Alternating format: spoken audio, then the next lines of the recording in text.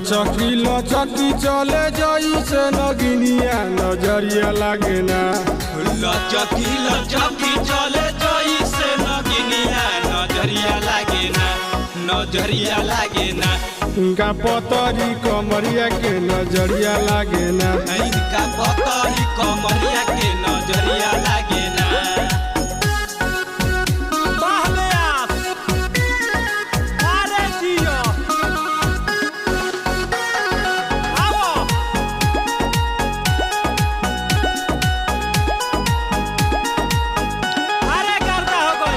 नाने उमरिया में भइलू जहर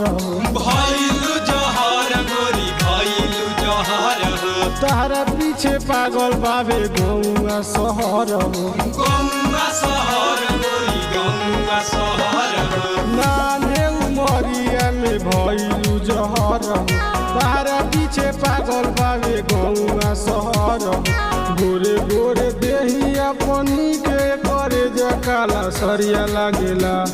गोरे गोरे देहिया पनी के करे जकाला सरिया लागेला, सरिया लागेला। इनका पतरी कमरिया के नजरिया लागेला। इनका पतरी कमरिया के नजरिया लागे ना।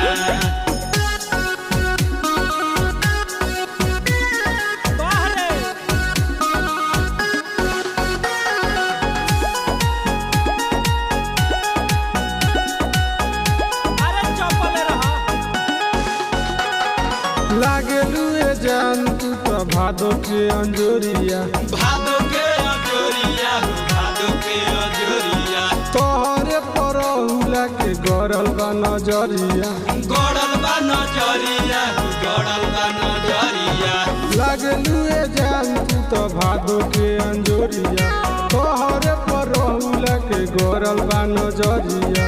राइटर मिथुन का तोरे ये गोरी सवरिया लागेला।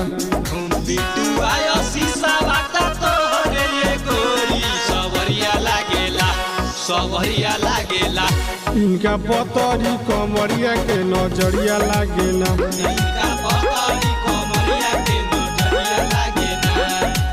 Mixed by Pramansa Studio, Ramgarh.